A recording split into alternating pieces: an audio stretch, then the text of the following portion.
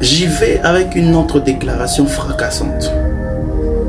Tu es inexcusable si tu manques la paix. Dieu n'a pas d'autre voie si ce n'est celle de te donner la paix. Et il est question de redéfinir la paix. La paix n'est pas l'absence de troubles. La paix n'est pas l'absence des problèmes. Mais la paix, c'est la capacité d'avoir la tranquillité au milieu du trouble. Tout autour de toi, il y a des cris, il y a des ceci, il y a de cela, mais toi, tu gardes ton calme. La tranquillité au milieu du trouble.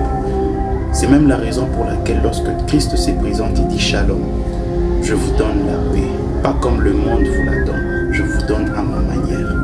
La tranquillité au milieu du trouble. Je prie que le Seigneur te donne cette paix. Tu es inexcusable si tu appartiens au Seigneur et que tu manques la paix. D'ailleurs, cette paix-là ne dépend pas des hommes. Ça ne dépend même pas de ton gouvernement. Cette paix provient de Dieu. C'est l'ensemble de ce fruit-là que nous consommons, qu'on appelle le fruit de l'esprit. Ce n'est pas les fruits de l'esprit, c'est le fruit. À l'intérieur, il y a des parties que Dieu mange. Il y a des parties que l'homme mange. Il y a des parties que le prochain mange. Parmi les parties que Dieu mange dans l'homme, il y a les trois premières. La paix, l'amour, la joie. La joie ne provient pas des hommes. La paix ne provient pas des hommes. L'amour, c'est la nourriture que Dieu lui-même sert. Donc les trois premières parties, c'est le fruit que Dieu mange dans l'homme. C'est Dieu qui dépose. Dieu met ça dans l'homme. Ça provient de lui. Que le Seigneur te donne cette paix. La tranquillité au milieu de troubles.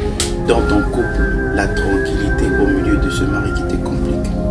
De cette femme qui te complique. Dans ta belle famille, au milieu de cette belle famille qui te complique. Dans le travail, au milieu de ce travail-là où il y a des chefs qui te compliquent. Toi, tu as la paix.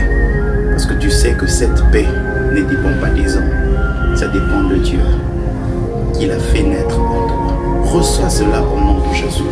Et je prie que le Seigneur aille avec toi au-delà de ce que les hommes sont en train de planifier. Qu'il planifie pour te faire pleurer, mais à la place qu'il trouve la joie. Que le Seigneur confonde les ennemis, que le Seigneur confonde les adversaires. Je le déclare comme un envoyé de Dieu au nom de